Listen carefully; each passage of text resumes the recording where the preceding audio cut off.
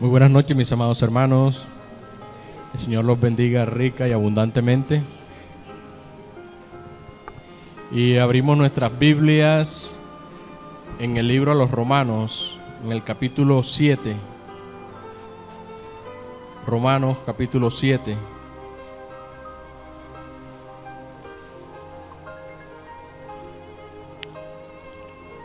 Romanos capítulo 7, y vamos a leer los versículos 17, 20 y 21. Romanos 7, versículos 17, 20 y 21. Y leo en favor de toda la iglesia en el nombre del Padre, del Hijo y del Espíritu Santo. El versículo 17 dice: de manera que ya no soy yo quien hace aquello, sino el pecado que mora en mí. En el versículo 20: y si hago lo que no quiero, ya no lo hago yo, sino el pecado que mora en mí. En el 21: así que, queriendo yo hacer el bien, hallo esta ley, que el mal está en mí. Pueden sentarse, mis hermanos. El título de este mensaje es El pecado que mora en nosotros.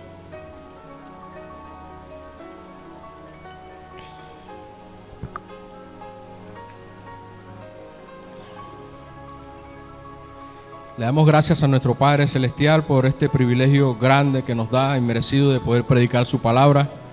A Él sea toda la gloria, la honra y el honor por usarnos de en gran manera. Entonces tenemos esta palabra que el Señor nos regala hoy: el pecado que mora en mí, que mora en nosotros, el cual es la primera de varias entregas que, si el Señor nos los permite, estaremos llevando como especie de una serie. Entonces, a manera de introducción, venimos al mundo con una naturaleza caída, en la cual todos nosotros somos sujetos de pecado, ya que el pecado vive en cada uno de nosotros, mis hermanos, y depende de nuestra relación con nuestro Salvador Jesucristo, depende de nuestra relación con nuestro Salvador Jesucristo, que este pecado que mora en nosotros se revele y se manifieste de tal manera que traiga con esto la muerte espiritual, mis hermanos. Nuestra naturaleza es rebelarnos contra Dios, lo cual se llama pecado. Y una y otra vez elegimos lo que nos agrada a nosotros y no lo que le agrada al Señor, mis hermanos.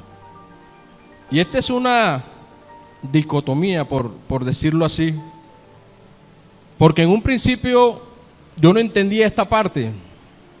Yo entendía que una vez que uno recibía el Espíritu Santo de Dios, ya uno no volvía a pecar más. De hecho, me sentía incómodo porque sin tener la intención de pecar le fallaba al Señor y sentía que ya estaba desechado por el Señor, y esto no era más que un falso conocimiento o interpretación de la palabra. Hoy vamos a ver a la luz de la palabra, mis hermanos, que hay en cada uno de nosotros una naturaleza caída, y que a pesar de que ya hemos recibido a Cristo, que hemos decidido aceptarlo como nuestro Señor, como nuestro Salvador, a pesar de que nos hemos arrepentido de todas esas prácticas pecaminosas que antes hacíamos, aún el pecado sigue al acecho de nosotros, porque vive dentro de cada uno de nosotros. Y es una lucha que vamos a tener durante todo el tiempo que estemos aquí en la tierra. Y tenemos que entender que esto es algo que nos hace totalmente dependientes del Señor, mis hermanos. ¿Por qué? Porque si dependemos completamente del Señor, si nos sometemos completamente a Él, ese pecado que está en nosotros, por decirlo así, se minimiza, no desaparece, mis hermanos. Nuestra carne se apaga, pero no está muerta, mis hermanos. Sigue allí esperando la oportunidad en que dejemos de alimentar el Espíritu que mora en nosotros, para ella levantarse y rebelarse, y aún volver a aquellas cosas de las cuales Dios nos sacó, Dios nos libertó cuando tomamos la decisión de seguirlo a Él, de reconocerlo como nuestro Señor, de reconocerlo como nuestro Salvador, sabiendo que esa vida pecaminosa que nosotros llevábamos nos llevaba a una condenación eterna, nos llevaba a pasar una eternidad alejados del Padre Celestial, y es lo que llamamos la muerte celestial. En algunos casos se llama la muerte segunda. Para entender un poquito más esto, vamos a hacer una introducción lo que es en sí el proceso de salvación. Para eso vayamos al libro de Primera de Juan, capítulo 3. Primera de Juan, capítulo 3. Y vamos a leer del 1 al 3. En esos 3 capítulos vamos a encontrar las 3 fases de la salvación. La primera es la justificación, la segunda es la santificación y la tercera es la glorificación, mis hermanos. Todos nosotros nos encontramos en la segunda, que es la santificación, y ya lo vamos a entender por qué. Primero leamos Primera de Juan 3, del 1 al 3. Dice: mirad cuál amor nos ha dado el Padre, para que seamos llamados hijos de Dios. Por esto el mundo no nos conoce, porque no le conoció a Él. Ahí en esta primera parte habla del amor de Dios hacia nosotros, habla del interés de Dios por salvarnos, mis hermanos. Ahí vemos un cumplimiento de la primera parte, que es la justificación. En el versículo dice: amados, ahora somos hijos de Dios, y aún no se ha manifestado lo que hemos de ser, pero sabemos que cuando Él se manifieste, o sea Jesucristo, seremos semejantes a Él, porque le veremos tal como es Él. En este versículo 2 vemos los 2 procesos: el de la santificación, que es el que ahora nos encontramos todos y cada uno de nosotros, mis hermanos, y el de la glorificación, porque mire que dice que cuando Él se manifieste seremos semejantes a Él. Ya estaremos en cuerpos glorificados, que ya no serán sujetos de pecado, mis hermanos, porque le veremos tal como Él es. Veremos a Jesucristo cara a cara, tal cual como es Él. Y dice el tercero: y todo aquel que tiene esta esperanza en Él, en Jesucristo, se purifica a sí mismo. Seguimos hablando de santificación, que es un proceso de purificación. Se purifica a sí mismo, así como Jesús es puro, así como Dios es puro, mis hermanos. Entonces vemos en estos 3 primeros versículos del Primera de Juan el proceso de la salvación, el cual comienza con la justificación. Este proceso de la justificación pertenece a nuestro pasado, lo que antes éramos de conocer a Cristo, donde Dios nos acepta y perdona todos nuestros pecados. En esta etapa no hay crecimiento como tal. En la justificación somos salvados de la culpa de nuestros pecados. Para eso vayamos a Juan 5:24. En este proceso somos salvados de la culpa de nuestros pecados, porque Jesús pagó por nuestras culpas y Dios nos declara inocentes. Juan 5:24.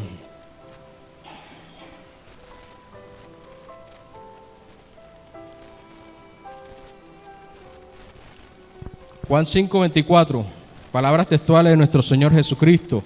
De cierto os digo, el que oye mi palabra y cree al que me envió, tiene vida eterna y no vendrá a condenación, mas ha pasado de muerte a vida. Ahí nos está ofreciendo Jesús el plan de salvación, nos está ofreciendo la vida eterna, nos está librando de la condenación. Cuando nosotros escuchamos su palabra, lo oímos, le creemos, lo aceptamos, nos arrepentimos por nuestros pecados, somos justificados delante de Dios. Recordemos que nuestros pecados nos han separado del Padre y nos mantuvieron separados de Dios todo el tiempo en el cual estuvimos perdidos en las cosas de este mundo, estuvimos perdidos en los deseos de nuestros ojos, en la gloria del mundo, cuando estuvimos perdidos en los deseos de nuestra carne.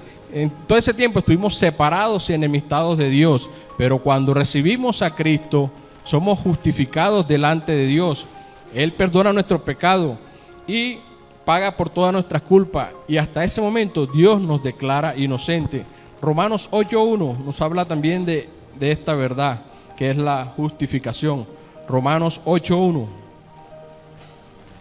dice la palabra del Señor: ahora pues, ninguna condenación hay para los que están en Cristo Jesús, los que no andan conforme a la carne, sino conforme al Espíritu. No hay ninguna condenación. Este versículo lo confunden mucho, lo de la teoría de los salvos, siempre salvos. Aquí están hablando que no hay ninguna condenación, pero si permaneces en Cristo Jesús, pero si no alimentas las obras de la carne, que no hay ninguna condenación si te mantienes alimentando al Espíritu. Entonces aquí vemos esta primera etapa en la cual la gran mayoría de los que hoy estamos aquí ya la pasamos, que es la justificación. Corresponde a nuestro pasado, porque este fue un proceso que tomamos cuando tomamos la decisión de dejar esa vida de pecado, esa vida que nos mantenía alejados y separados del Señor, y que por la misericordia de Dios no fuimos raídos de la tierra, mis hermanos, porque si hubiésemos sido raídos de la tierra en esa etapa, hoy estuviéramos condenados, mis hermanos. La segunda parte es la santificación, y es esta parte donde prácticamente se va a centrar el mensaje. Recordemos que se llama el pecado que mora en nosotros, mis hermanos. La santificación es el proceso que pertenece a nuestra vida actual, pertenece al presente. Es un proceso donde crecemos en santidad y termina cuando morimos o cuando el Señor venga por nosotros en el arrebatamiento de la iglesia, mis hermanos. Durante este proceso estamos siendo salvos del poder del pecado. O sea que es un proceso que va a ser continuo durante todo el tiempo en el que el Señor permita estar aquí en la tierra, mis hermanos, debido a que aún el mal mora en nosotros, como lo vimos en los versículos que acabamos de leer de Romanos 7, debido a que el mal aún mora en nosotros y nuestra carne se quiere levantar contra el Espíritu. Durante toda nuestra vida en la tierra nos estaremos limpiando del pecado. Es un proceso gradual que vamos haciendo poco a poco. Vayamos a Gálatas 5:17.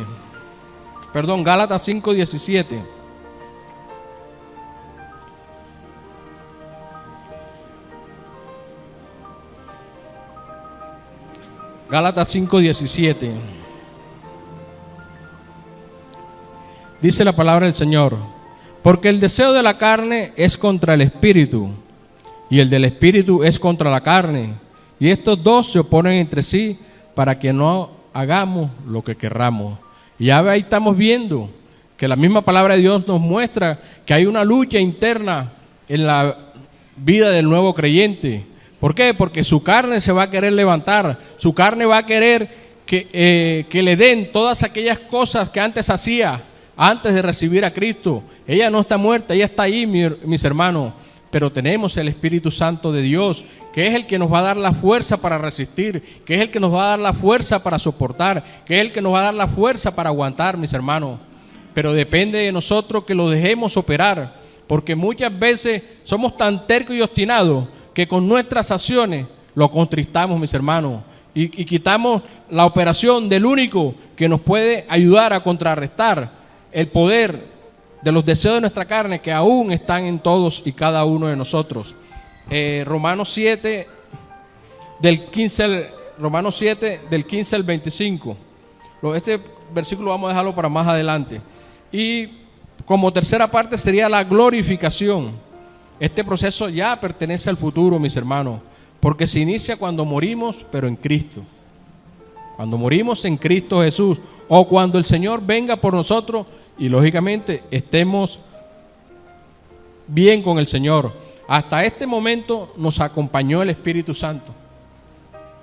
Entonces ahí es donde se explica la redención de la posesión adquirida, que está en Efesios 1 del 13 al 14. Vayamos a ese versículo, Efesios 1 del 13 al 14. Efesios 1 del 13 al 14.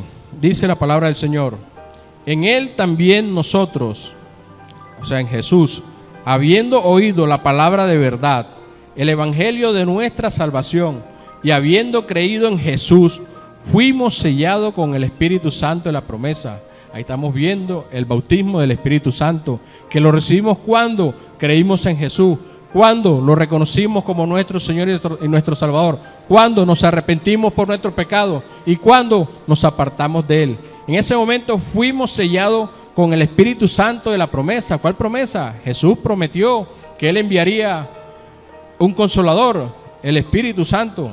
Él lo prometió. Pero mire lo que dice en el 14, que es las arras, o sea, la seguridad de nuestra herencia hasta la redención de la posesión adquirida.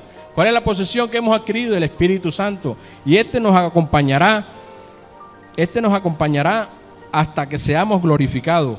Como dice, como lo acabé de decir, hasta este momento nos acompaña el Espíritu Santo, que es la redención de la posesión adquirida que aparece en Efesios 1, 13, 14 que acabamos de leer. Nuestro cuerpo es resucitado, nuestro cuerpo es transformado y lo más maravilloso, veremos al Señor tal cual como es. En este proceso de la glorificación, por fin seremos salvos del poder del pecado y este ya nos enseñoreará más de nosotros. Entonces estamos viendo, mis hermanos, que la salvación es un proceso de 3 etapas: la justificación, que es cuando recibimos al Señor; la santificación, que es el proceso en el cual nos encontramos todos, pero que va a durar toda la vida mientras estemos aquí en la tierra; y la glorificación. En resumen, la salvación es un proceso que se da en todo tiempo, donde primero mi alma es salvada de la culpa del pecado, que es cuando nos reconciliamos con el Señor. Segundo, mi alma está siendo salvada de la culpa del pecado. En este momento nuestra alma, si nos mantenemos firmes y fieles al Señor, estamos siendo salvados de la culpa del pecado si nos mantenemos allí, firmes al Señor, firmes en sus principios, firmes en sus mandamientos, esforzándonos por agradarlo a Él. Y tercero, mi alma será salvada finalmente de la presencia del pecado, que esa es la glorificación. Entonces, con esta breve introducción, vemos, mis hermanos, que en cada uno de nosotros hay una naturaleza caída y que depende de nuestra relación con nuestro Señor Jesucristo, depende que ese pecado que mora en cada uno de nosotros se levante y se rebele contra el Señor, corriendo el riesgo de morir espiritualmente. La misma palabra del Señor nos muestra, aún desde la antigüedad, que el pecado está en todos y cada uno de nosotros. Para eso recordemos de allá desde el libro de Génesis, Génesis 3, del 1 al 7.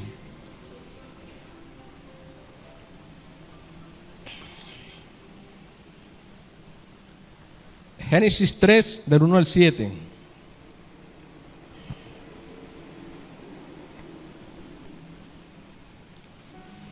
Tiene como título Desobediencia del hombre. Dice: pero la serpiente era astuta más que todos los animales del campo que Jehová Dios había hecho, la cual dijo a la mujer: ¿con que Dios os ha dicho, no comáis de todo el árbol del huerto? La mujer respondió a la serpiente: del fruto de los árboles del huerto podemos comer, pero del fruto del árbol que está en medio del huerto, dijo Dios, no comeréis de él ni le tocaréis, para que no muráis. Hasta aquí vemos que Eva no era ajena a esta verdad. Recordemos que esta verdad, allá en Génesis 2, nuestro Padre Celestial le entrega el huerto del Edén a Adán y le dice que de todos estos árboles puedes comer, menos del árbol de la ciencia del mal, porque el día que comas de este árbol, de cierto morirás.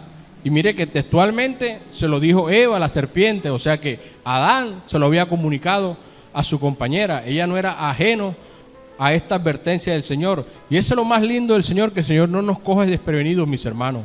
Si nosotros caemos, si nos perdemos, es porque queremos, porque el Señor siempre se ha encargado de mostrarnos las cosas antes de que sucedan. El Señor siempre se ha encargado de mostrarnos, de anticiparnos, de decirnos: puedes escoger este camino o puedes escoger este otro camino. Si coges este, te irá bien, pero si coges este, no te irá bien y tendrás que atenerte a las consecuencias. Y a ellos no eran ajenos a eso. Les dijo que el día que comieran de ese árbol, de cierto morirían. Entonces en el 4, entonces la serpiente dijo a la mujer: no moriréis. Ahí vemos dos cuestiones. El Señor dice que sí morirás y la serpiente le dice que no moriréis. Entonces, mis hermanos, ¿a quién le creemos? Y ese es el problema de muchos de nosotros, que a veces no escuchamos la voz de Dios. A veces estamos escuchando la voz de Satanás susurrando a nuestros oídos, mis hermanos. Y cuando sabemos que es Satanás el que está hablando a nuestro oído y no es el Señor, por muy bonita que esté la palabra, por muy elocuente que sea, por muy mimetizada que está, mis hermanos, así es sencillo. Cuando lo que nos estén diciendo esté contradiciendo esta palabra, mis hermanos. La misma palabra nos enseña que probemos los espíritus para ver si son de Dios. Y de allí la importancia de que escudriñemos las Escrituras para que no seamos engañados, para que sepamos cuándo las voces que están llegando a nuestros oídos viene de Dios o viene de Satanás, mis hermanos. dice en el 5, sino que sabe Dios que en el día que comáis de él serán abiertos vuestros ojos y seréis como Dios, sabiendo el bien y el mal. Muy astuto. Satanás siempre habla con verdades y con mentiras. Cuando le dice no moriréis, le mintió, pero en el 5 le dijo una verdad. Dice, sino que sabe Dios que el día que comáis de él serán abiertos vuestros ojos y seréis como Dios, sabiendo el bien y el mal. ¿Cómo sabemos que este versículo le estaba diciendo una verdad? Ahí mismo en el 22 dice, y dijo Jehová Dios, he aquí, el hombre es como uno de nosotros, sabiendo el bien y el mal. Ahora pues, que no alargue su mano y tome también del árbol de la vida, coma y viva para siempre. Eso fue después que desobedecieron, después que comieron del árbol, después que pecaron. Entonces así actúa Satanás. Por eso muchas veces no diferenciamos las voces que llegan a nuestro oído, porque están disfrazadas, la mayoría de los casos, con versículos mismos de la Biblia, y sabemos que Satanás conoce la Biblia de Génesis hasta Apocalipsis, se la conoce completamente, mucho más que todos nosotros, mis hermanos. Y aún con la misma Biblia nos van a engañar, aún con la misma Biblia nos van a persuadir, mis hermanos. Por eso es que tenemos que pedirle todos los días al Señor que nos dé discernimiento y que estemos en ese bendito hábito de escudriñar la Escritura, de escudriñar la palabra. En el 6 dice, y vio la mujer que el árbol era bueno para comer. Miren lo que dice, el árbol era bueno para comer. Y así es el pecado, mis hermanos. Es agradable a nuestros ojos, es agradable a nuestras vistas. Ya. Y dice, y que era agradable a los ojos y árbol codiciable para alcanzar la sabiduría. Y así es el pecado. Es algo que es agradable a nuestros ojos, que es codiciable. Así se va metiendo, así se va sembrando en nuestra mente, así se va sembrando en nuestro corazón hasta que lo llegamos a cometer. Y el cometer el pecado y quedarnos allí postrados nos llevará a la muerte espiritual. Retomemos el 6. Y vio la mujer que el árbol era bueno para comer y que era agradable a los ojos y árbol codiciable para alcanzar la sabiduría, y tomó de su fruto y comió. Y dio también a su marido, el cual comió así como ella. Aquí se produjo la primera transgresión. A partir de allí, la muerte reinó para todos los hombres. A partir de allí, la maldición reinó para todos los hombres. Y estaba estipulado que todos los hombres fueran condenados para siempre, mis hermanos. Pero gracias al Señor por su amor, gracias al Señor que se dio un plan de salvación para nosotros, y fue a través de la vida de nuestro Señor y Salvador Jesucristo. Vemos ahí desde la antigüedad de que el hombre de por sí trae una naturaleza inclinada al pecado. Adán y Eva lo tenían todo en el huerto, no necesitaban absolutamente nada. Pero hay una naturaleza interna en cada uno de nosotros que nos lleva a desobedecer a Dios, que nos lleva a rebelarnos a Dios. Pero que si nos dejamos llevar por esa naturaleza, vamos a alcanzar la muerte espiritual. Vamos a ser separados del Señor para siempre como sigamos allí. Esta verdad la vemos también en Romanos 5:12. Romanos 5:12.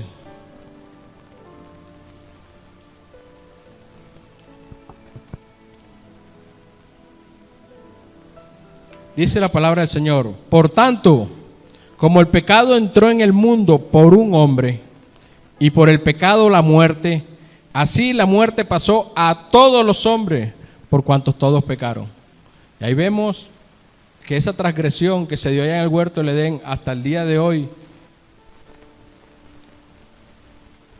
nos persigue a todos. Todos estamos condenados a morir, solo que algunos morirán para salvación, otros para condenación. Y eso es lo que el Señor no quiere que nadie se pierda, sino que todos procedamos al arrepentimiento.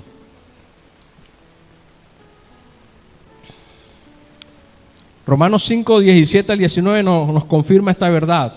Pues si por la transgresión de uno solo reinó la muerte, este es Adán, mucho más reinarán en vida por uno solo, que es Jesucristo, los que reciban la abundancia de la gracia y el don de la justicia. Así que como por la transgresión de uno vino la condenación a todos los hombres, de la misma manera por la justicia de uno vino a todos los hombres la justificación de la vida.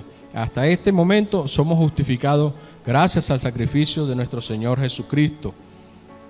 El mismo libro de Efesios 2, del 1 al 3, nos muestra que eso éramos nosotros.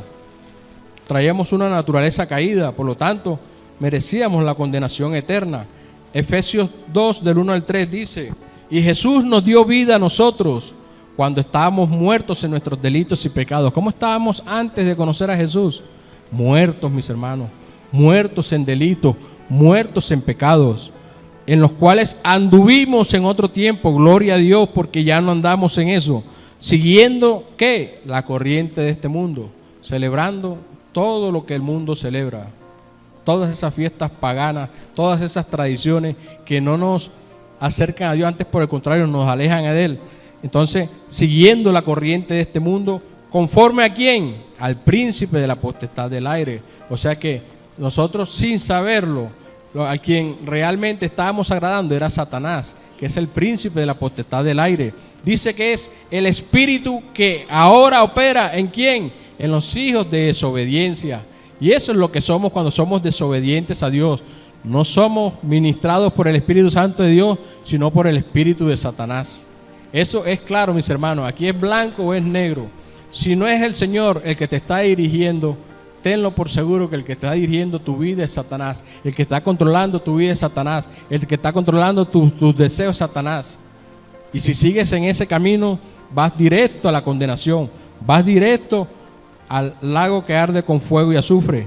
Dice el tercero: entre los cuales también todos nosotros, todos, vivimos en otro tiempo. ¿En qué? En los deseos de nuestra carne, haciendo la voluntad de la carne y de los pensamientos. Y por esto, ¿qué merecíamos? Dice, éramos por naturaleza hijos de ira, lo mismo que todos los demás, mis hermanos.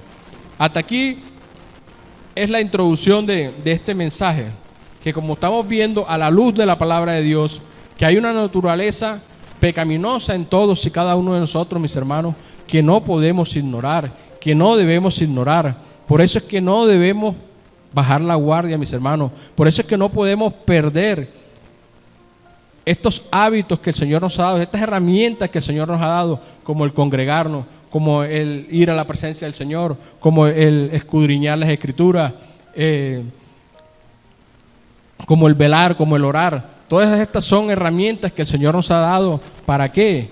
Para mantenernos fuertes espiritualmente. Porque el Señor sabe que si no alimentamos el espíritu, esta carne se va a levantar nuevamente. Esta carne se va a rebelar, mis hermanos, y nos va a sacar del camino en el que Dios nos ha puesto, mis hermanos. Y este mensaje es para que nos dé una claridad, porque miren lo que me pasaba a mí al principio. Pensaba que como le había fallado al Señor, ya no era digno de estar cerca de Él, desconociendo esta verdad, desconociendo de que si yo me presento delante del Señor con un corazón contrito y humillado, Él me va a perdonar, Él me va a limpiar.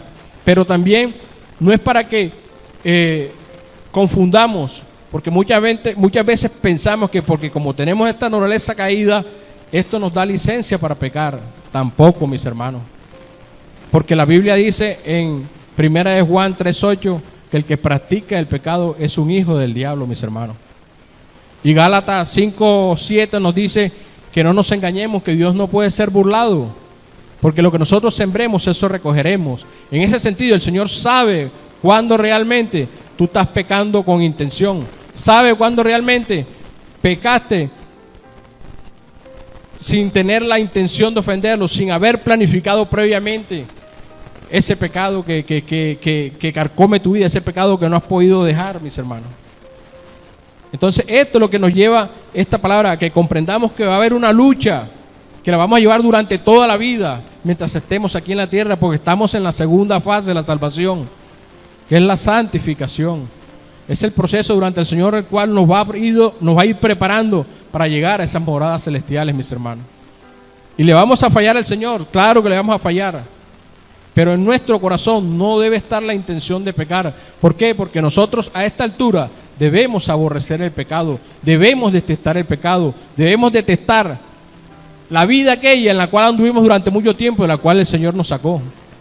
Y no sé por qué a veces muchos de nosotros anhelan volver de ese lugar nefasto donde Dios nos sacó, mis hermanos.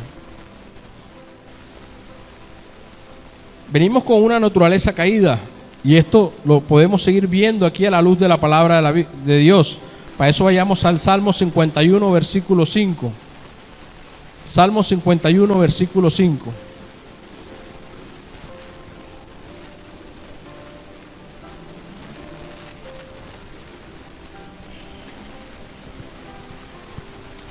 Un salmo de David. Dice en el versículo 5, Salmo 51, he aquí, en maldad he sido formado, y en pecado me concibió mi madre, mis hermanos. Desde que nacemos en pecado. Desde que nacemos, venimos con una naturaleza caída. Desde que nacemos, el pecado está en cada uno de nosotros. Primera de Juan 1:10.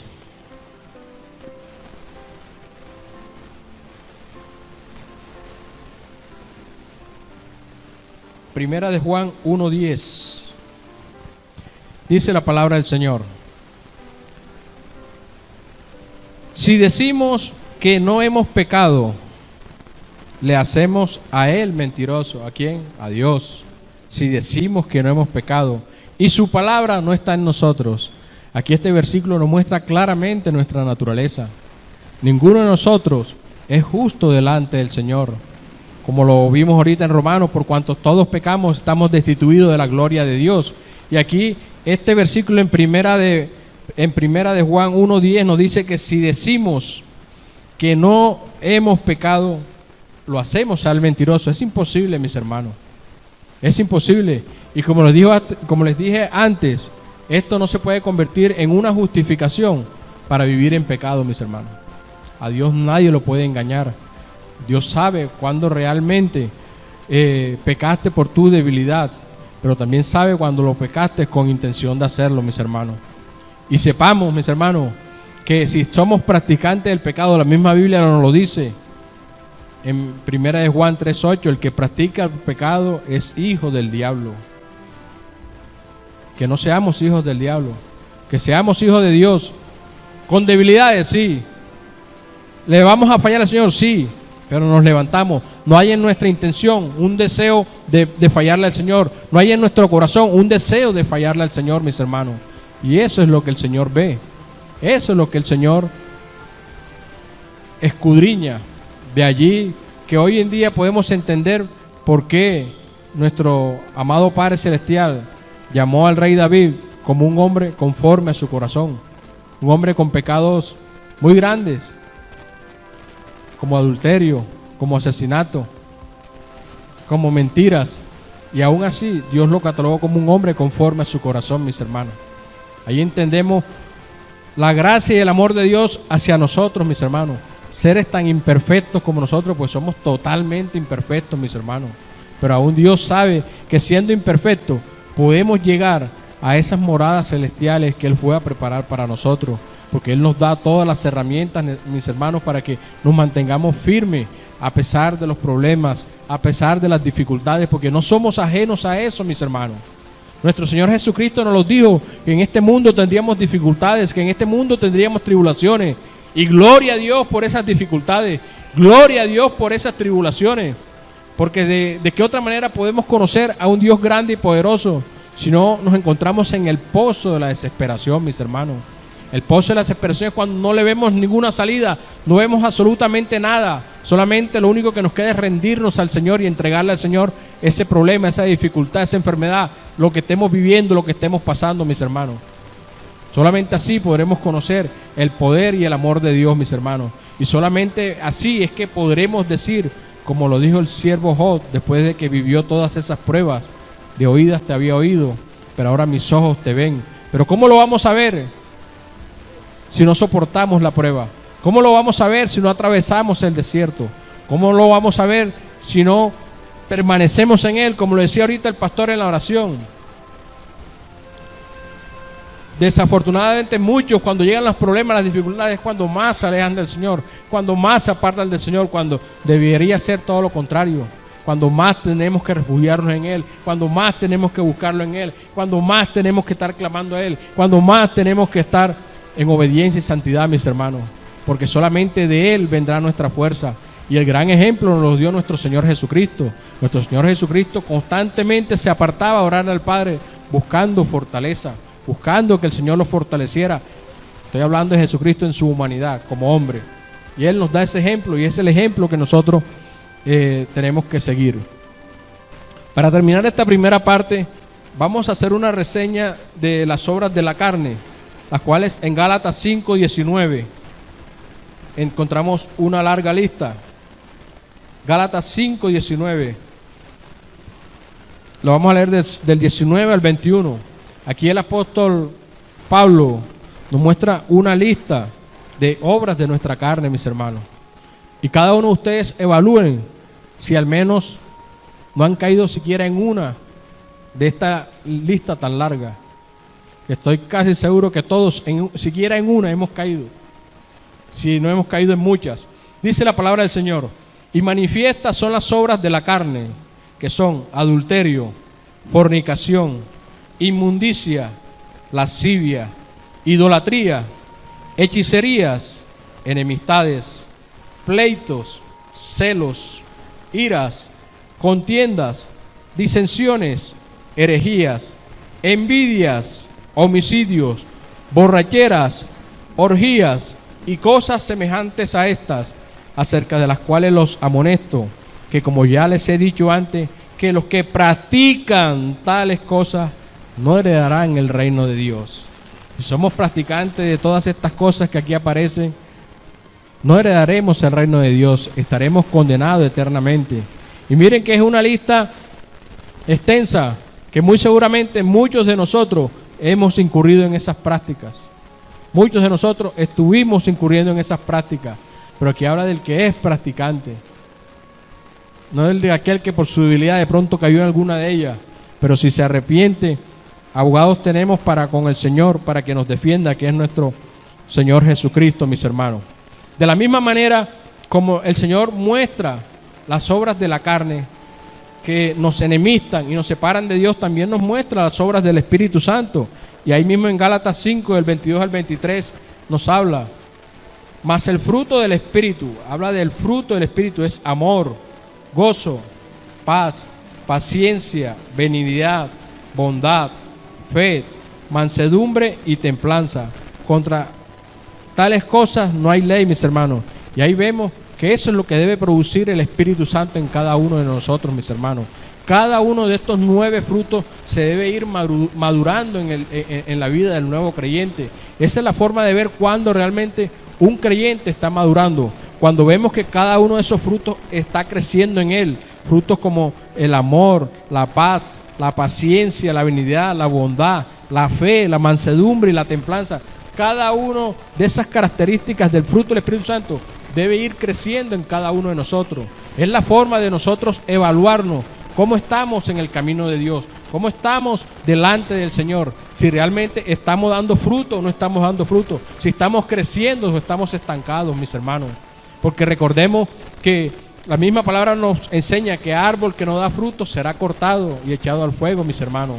Y somos llamados a dar fruto, somos llamados a hacer buenas obras, mis hermanos, porque no es solamente recibir a Cristo y quedarnos allí. Tenemos que mostrar realmente que Cristo vive en nosotros, tenemos que mostrar que somos dirigidos por el Espíritu Santo, tenemos que ser luz en un mundo caótico, en un mundo entenebrecido, en un mundo lleno de tinieblas y de oscuridad. Tenemos que ser luz para aquellos amigos, familiares, compañeros de trabajo que están perdidos en el mundo, perdidos en tinieblas, mis hermanos.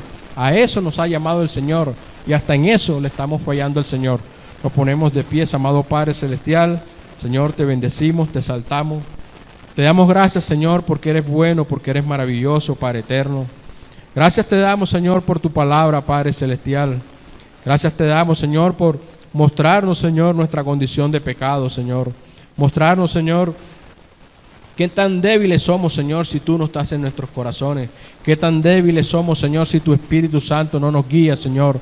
Por mostrarnos, Padre Celestial, que necesitamos permanentemente tu dirección, que necesitamos permitir que tu Espíritu Santo nos guíe, que tu Espíritu Santo nos lleve, Señor, al conocimiento completo, Señor, de nuestro Salvador Jesucristo y al conocimiento completo tuyo, que nos lleve a la santificación completa, Señor, que tú esperas de todos y cada uno de nosotros, Señor. Te alabamos, Padre, te bendecimos, te exaltamos y te glorificamos, Señor, por tu gran amor. Gracias, Señor, por derramar tu sangre en la cruz. Gracias, Señor, por enviar a tu Santo Espíritu, Señor, que es nuestro Maestro, es nuestro guía, el cual hacemos bien en dejarnos guiar por Él. Ayúdanos, Señor, a alimentar más a nuestro espíritu, Señor. Te pedimos perdón, Señor, por permitir de alguna u otra manera, Señor, alimentar las obras de nuestra carne, los deseos de nuestra carne, los cuales no nos sirven para nada, Señor, porque nos alejan y nos separan de ti, mi Señor. Y si persistimos en esa terquedad, no nos espera más que una horrenda expectación y juicio, Señor. Seremos condenados eternamente y lanzados al lago que arde con fuego y azufre, que es la muerte segunda, Señor. Te damos gracias, Señor, por este servicio. Te damos gracias, Padre eterno, por esta palabra, Señor. A ti, solamente a ti te damos la gloria, la honra y el honor, porque solo a ti te pertenecen. Ahora te pido, mi Señor, que nos lleves en bendición, nos lleves en seguridad a cada uno de nuestros hogares. Todo te lo pedimos, Padre eterno, en el nombre precioso y maravilloso de nuestro amado Señor y Salvador Jesucristo. Amén y amén. Dios los bendiga, mis hermanos.